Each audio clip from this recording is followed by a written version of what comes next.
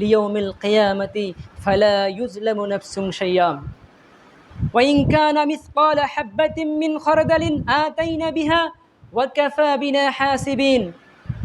আল্লাহ রাব্বুল আলামিন বলেন, কিয়ামতের দিন আমি ন্যায় বিচারের মানদণ্ড স্থাপন করব, সুতরাং কারো প্রতি কোনো জুলুম করা হবে না।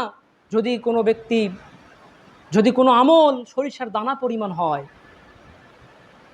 আমি তাও উপস্থিত করব। ওয়া কাফা বিনা হাসিবিন, আর হিসাব গ্রহণের জন্য আমিই যথেষ্ট।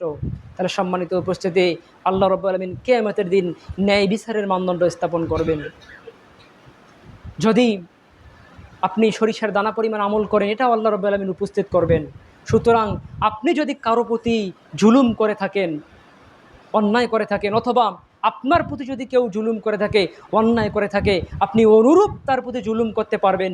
কিন্তু এর থেকে যদি আপনি বেশি তার প্রতি জুলুম করেন, তাহলে এ কারণে আপনাকে শাস্তি পেতে হবে। সুতরাং যাদের প্রতি আপনি জুলুম করেছেন, অন্যায় করেছেন, তাদের হাত পা ধরে আপনাকে ক্ষমা নিতে হবে, নচেত কিয়ামতের দিন আপনার মুক্তি হবে না। কিয়ামতের দিন আপনার দিনার দিরহাম থাকবে না, টাকা পয়সা থাকবে না, সৎ আমল থাকবে। যার বাড়িঘর অন্যায়ভাবে ভাঙচুর করেছেন, যাকে অন্যায়ভাবে হত্যা করেছেন, যাকে অন্যায়ভাবে প্রহার করেছেন, যাকে অন্যায়ভাবে কষ্ট দিয়েছেন, ওই সমস্ত ব্যক্তিদেরকে আল্লাহ রাব্বুল আলামিন আপনার নেক আমল দিয়ে দেবেন। দেখুন সম্মানিত উপস্থিতি, সম্পর্কে একটা হাদিস, মিশকাতুল মাসাবির 5126 নম্বর হাদিস, আবু হুরায়রা রাদিয়াল্লাহু তাআলা আনহু থেকে বর্ণিত। তিনি বলেন, রাসূল করিম সাল্লাল্লাহু আলাইহি ওয়াসাল্লাম বলেছেন, মান কানাত লাহু মাজলিমাতুন লিআখিহি মিন ইরজিহি আও শাইইন ফালইয়াতাহাল্লালহু মিনহুল ইয়াউম ক্বাবলা আন লা ইয়াকুনু দিনারুন ওয়ালা দিরহাম। যে ব্যক্তি তার কোনো মুসলিম ভাইয়ের প্রতি অত্যাচার ঘটিত, যেমন মানহানি বা অন্য কোনো বিষয়ের হক থাকে, তবে সেজন্য আজই তার কাছ থেকে মিটিয়ে নেয়, তবে সেজন্য আজই তার কাছে ক্ষমা চেয়ে নেয়। সেদিন আসার পূর্বে, যেদিন তার কাছে কোনো দিনার দিরহাম থাকবে না।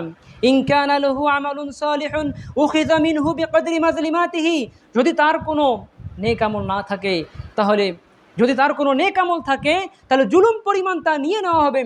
وإن لم يكن له حسنات أخذ من سيئات صاحبه فحمل عليه, আর যদি তার কোনো নেক আমল না থাকে, তাহলে অত্যাচারিত ব্যক্তির পাপ তার উপর চাপিয়ে দেওয়া হবে। তাহলে সম্মানিত উপস্থিতি, অত্র বিবরণ থেকে কি বুঝলেন?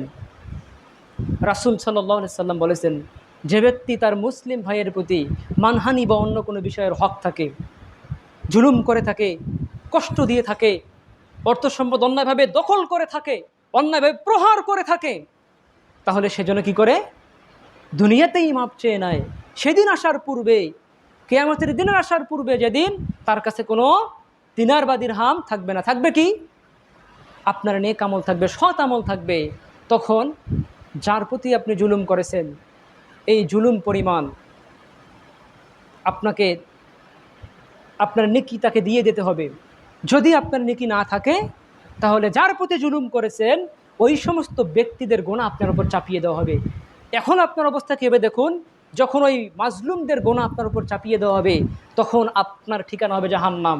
এ সম্পর্কে একটা হাদিস, মিশকাতুল মাসাবির 5127 নম্বর হাদিস, আবু হুরায়রা রাদিয়াল্লাহু থেকে বর্ণিত। তিনি বলেন, রাসূল করিম সাল্লাল্লাহু আলাইহি সাল্লাম বলেছেন, আতাদরুনা মাল মুফলিস, তোমরা কি জানো প্রকৃত গরিবকে? তোমরা কি জানো প্রকৃত নিঃস্বকে?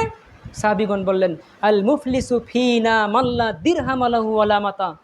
আমরা তো মনে করি আমাদের মধ্যে যাদের টাকা পয়সা নেই, যাদের অর্থ সম্পদ নেই, যাদের ধন দৌলত নেই, এই সমস্ত ব্যক্তিরা হলো গরিব, এই সমস্ত ব্যক্তিরাই হলো প্রকৃত নিঃস্ব।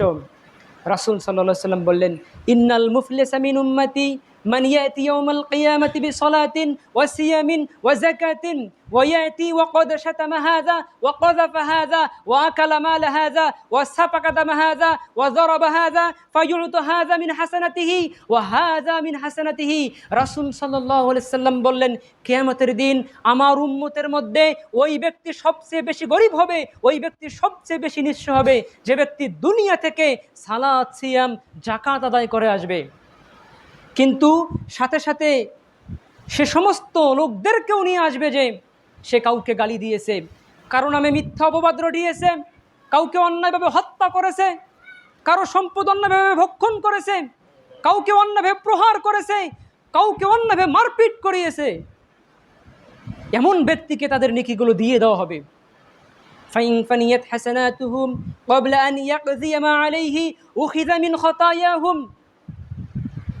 অতঃপর যখন তাদের নেকি শেষ হয়ে যাবে, অথচ পাওনাদারের পাওনা তখনও বাকি, তখন পাওনাদারের গোনা তার উপর চাপিয়ে দেওয়া হবে। রাসূল করিম সাল্লাল্লাহু আলাইহি সাল্লামের পরের বাক্য বললেন, ফাতুরিহাত আলাইহি সুম্মা তুরিহা ফিন-নার।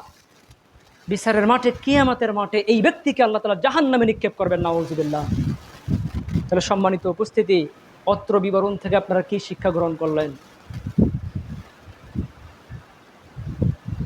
আপনারা যেমন বসা আছেন, তেমনি সাহাবা একরাম এরকম বসা ছিল। রাসূল সাল্লাল্লাহু আলাইহি সাল্লাম তাদেরকে লক্ষ্য করে বললেন,